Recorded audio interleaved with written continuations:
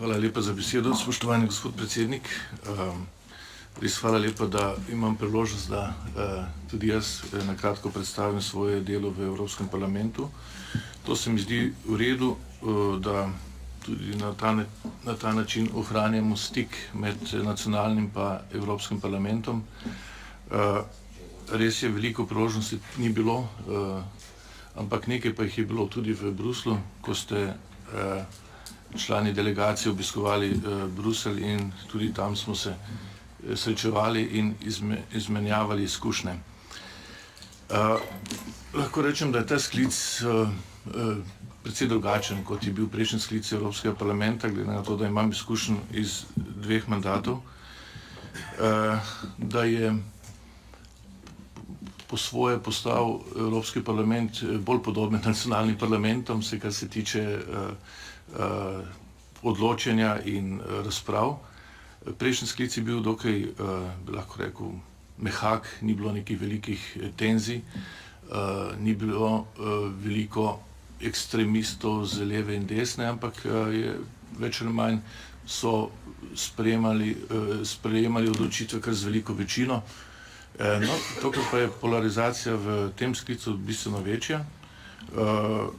Tudi vidnost nekaterih, ki so bolj ekstremni poslanci, mislim zlasti na Faragea in podobno, je bistveno večja kot pri ostalih.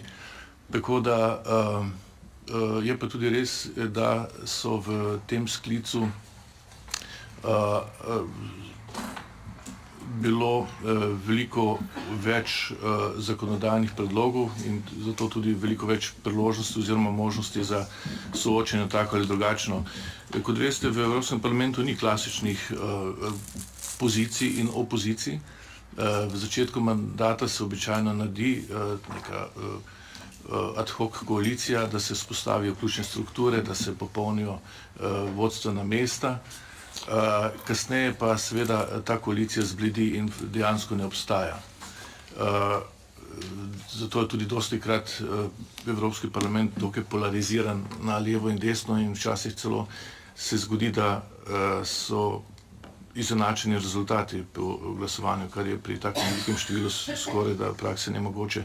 Ampak to se vedno večkrat dogaja.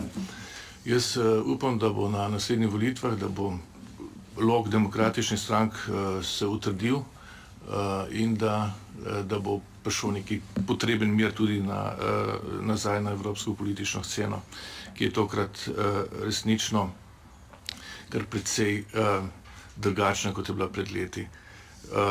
Evropo se meče stečajev, tako na področju varnosti, kakor obrambe in bilo bi dobro, da naslednji mandat zasedajo politiki in pa politične stranke, ki bodo ne le ohranile, ampak tudi še naprej razvijale to našo unijo. Zdaj pa mi dovolite še par besed o mojem delu. V tem mandatu sem bil član odbora za kulturo, pa tudi nadomestni član odbora za regionalni razvoj in kohezijsko politiko.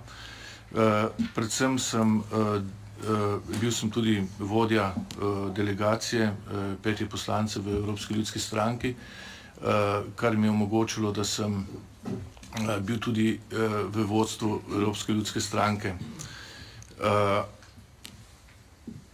V tem mandatu sem postal stalni poročevalec Evropskega parlamenta za Erasmus+. Nadomestil sem na tem mestu legendarno Doris Pack, ki jo gospa Novakova zagotovo dobro pozna, ker je bila tudi pred menoj ona članica tega odbora, ki ga je vodila Packova. Pri Erasmusu smo naredili v tem mandatu nekaj korenitih sprememb. Kot veste, smo združili pod enotno streho, pod Erasmus+, praktično vse podprograme, ki so do tedaj veljali kot relativno avtonomni in ločeni med seboj. Sedaj združujemo znotraj vse te aktivnosti, tudi program za odrasle, ne samo za mladino. Mladina v akciji je sestavni del programa in letos v tem mandatu tudi prvič šport. Jaz sem v začetku mandata pripravil še eno poročilo in sicer o modernizaciji visokega šolstva pa študij na daljavo. Gre za eno pomembno tematiko. Evropska unija zaostaja pri reformi visokošolskega sistema. Nas prehitevajo druge regije v svetu, ki bolj uspešno uveljavljajo nov tip univerze, tretje generacije univerze, kot Evropska unija sama, zato je tudi malo evropskih univerz med najboljšimi na svetu, ampak vendarle bolonjski proces gre naprej, prinaša določene rezultate in jaz upam, da bomo v nekem doglednem času dohiteli tudi najboljše univerze na svetu in da smo lahko z njimi primerjali. No in del tega sem tudi primerjal v poročilo učenja na daljavo, ki lahko pomembno prispeva k znižanju stroškov študija, pa tudi povečanju možnosti vključitve. Tisti, ki si ne morejo privoščiti študija nekje daleč, na kakšni dobri univerzi, lahko preko študija na daljavo aktivno so vključeni v to. Recimo Stanford ima učilnico 100.000 študenti. No, ampak glavno je vendarle bilo to poročilo, ki sem ga pripravil za Erasmus+, ima zakonodajni pomen, zato ker se navezuje na proračun od leta 2021 do 2027. Tukaj naj omenim, da sem uspel skoraj od vseh političnih grupacij v Evropskem parlamentu dobiti soglasje za to poročilo, torej je bilo podprto z velikim odstotkom in ključno doprinos je povečanje sredstev, kot je bilo že omenjeno. Evropski parlament se je oglasil okrog mojega predloga, da se poveča proračun na 45 milijard, iz 15 na 45 milijard evrov. Ta denar seveda ne bo zadostoval, glede na to, da imamo veliko več dobrih projektov, želja strani mladine, šolstva in tako naprej. Vsaj na ravni mladine se je v tem mandatu zavrnilo kar 74% prošenj, ki so bile čisto korektno izpolnjene in bi bile sprejete, vkolikor bi bilo dovolj denarja. Torej smo poskušali ta prepad med možnostmi in pa realizacijo s tem dvigom proračuna vsaj zmanjšati, bistveno. Seveda so, večkrat rečemo, kdo ima korist od Erasmus plus programa, Erasmusovci zagotovo, kdorkoli so že to, ampak ne samo oni, zlasti mladi, recimo so, tako kaže raziskave, tisti, ki se udeležujejo Erasmusovih programov, izmenjav in tako naprej, veliko bolj konkurenčni na trgu dela, veliko bolj so tudi uspešni profesionalno, tudi v zasebnem življenju, bolj so integrirani v družbo, celo pogosteje se udeležujejo volitev, to pomeni tudi politično participativni so bolj. Seveda pa imajo korist tudi univerze, od tega pa tudi lokalne skupnosti, kjer se Erasmus dogaja. Jaz sem še posebej bi rad poudaril še enkrat to, da sem vesel, da sem uspel pridobiti tako visoko podporo vseh političnih skupin v Evropskem parlamentu. Naj omenim še eno zadevo, na katero sem ponosen, to je otvoritev Pučnikove konferenčne dvorane v Evropskem parlamentu. 6 let sem se prizadeval za to in na koncu je vendarle uspelo postaviti enega od najpomembnejših Slovencev ob bok Churchillu, Schumanu in drugim velikanom evropske politike. In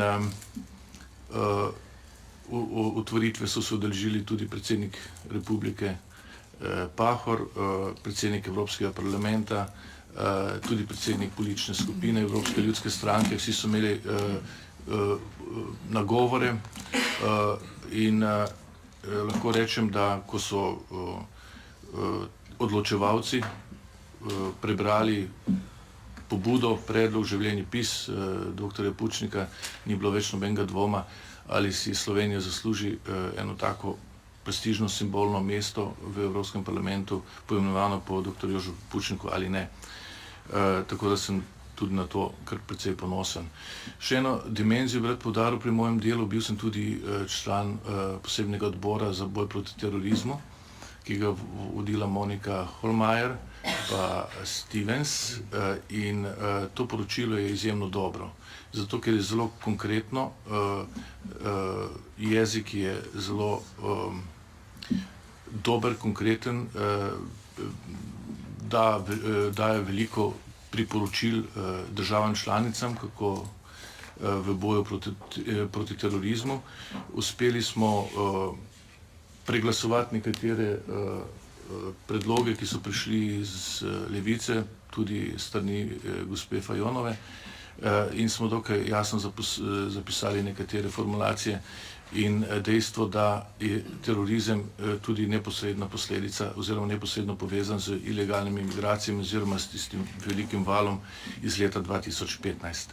Skratka, kot je že Franc dejal, lahko bi veliko še govorili in predstavili svoj del, ampak jaz mislim, da je to zaenkrat dovolj.